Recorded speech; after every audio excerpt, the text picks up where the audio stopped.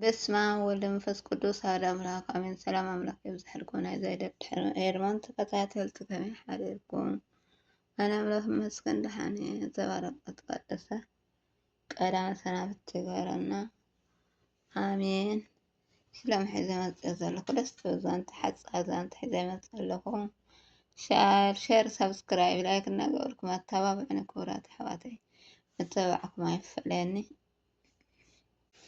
ዛንታ ልቢ ወለድ ብፍርሓትን ብራዕድን ናብ ርእስኩም ድሕነት ንምፍፃም ተግሂቦም ዝስርሑ ፊልጶም ምዕራፍ 2 ፎድ 12 ሓደ ኣረጋዊ ኣቦ ብዛዕባ ሓደ መንእሰይ ናብ በረኻ ገዳም ክከይድ ይደሊ ከም ዝነበረ እንተኾነ ግን ኣዴኡ ትከልክሎ ከም ዝነበረት ከምዚ ብምባል ተዛረበ።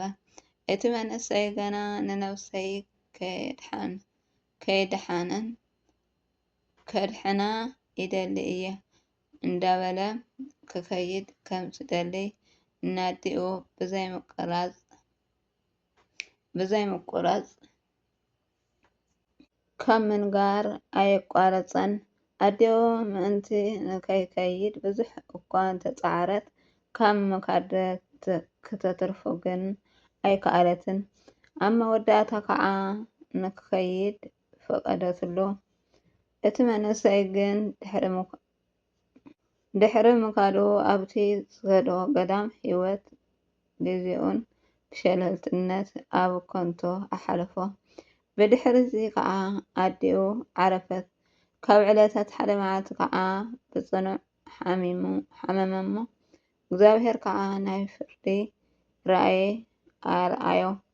ኣዴኡ ከዓ ካብቶም ክፈርዶም ዝቀርቡ ንስኦም ረኣዮ። ንሳ እውን ንወዳ ምስ ረኣየቶ ብጣዕሚ ገረማ። ከምዚ ዝስዕብ እንዳበለት ከዓ ሓተተቶ፣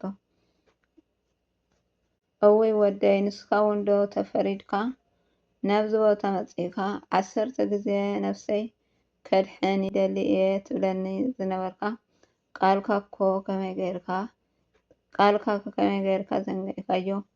ንሱ ከዓ በቲ ዝሰምዖ ነገር ኣዝዩ ስለዝተነከፈን ዝሓፈረን ዝኮነ ነገር ኢሉ ክምልስ ከም ዘይክእል ኮይኑ ብምግራም ሱቅ በለ።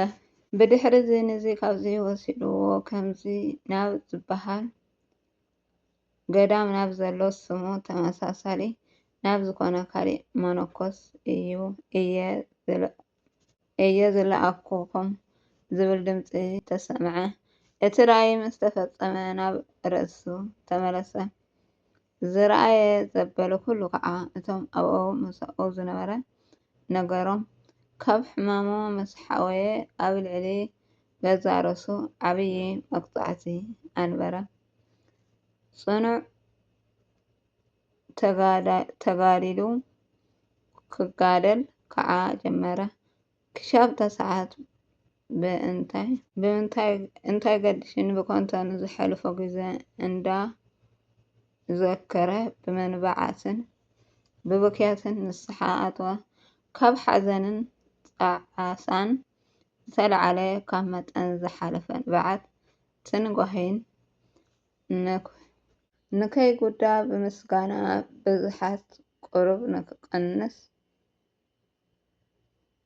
ይመክርዎ ነበሩ። ንሱ ግን ተገሳፅ ኣደይ እኳ ክሰምዐኒ ክፅወሮን ዘይከኣልኩስ ኣብ መዓልቲ ፍርዲ ኣብ ቅድሚ ክርስቶስን ኣብ ቅድሚ ቅዱሳን መላእክትን ንሕፍረት ከመይ ገይረ ክሽከሞ ይከኣለኒ ብምባል ሕራይ ኣይበሎምን። ብፍርሓትን ብራዕድን ምእንቲ ናይ ገዛእ ርእስኩም ድሕነትን ስርሑ። ፊልጶ ምዕራፍ 2 ፎድ 12 ምንጪ ጠቢብ ወመምከሪ ዘኣበው ቀዳመት ካብ ዝብል መፅሓፍ። አሜን አሜን። ቃል ሕይወት ቃል በረከት ይስመዐና። ስለ ቃሉ ናይ ቃል በዓል ቤት እግዚአብሔር አምላክ ዝከበረ ዝተመስገነ ይኩን። ኣብዚ ዛንታ ብዙሕ ተምሂርና ክንኮን ተስፋ ይገብር። ኩልና ተምሂርና ብተግባር ክነውዕሎ ብንስሓ ክንምለስ ናብ ልብና ክንምለስ ምስ ኣምላክ ኣብ ቤት ኣምላክ ክንነብር እግዚአብሔር ኣምላክ ብምሕረቱ ይደግፈና ሓይሊ ይሃበና ኣሜን። ካብ ፀጋም ናብ የማን ይመልሰና መድኃኔ ዓለም ኣሜን። ዝነጥበን ዝጎደን ብኣፍቲ ጓል መላእክቲ ኣረምለ ስፋል እግዚአብሔር ወለወላድ ድንግል ወለመስቀል ክቡር አሜን።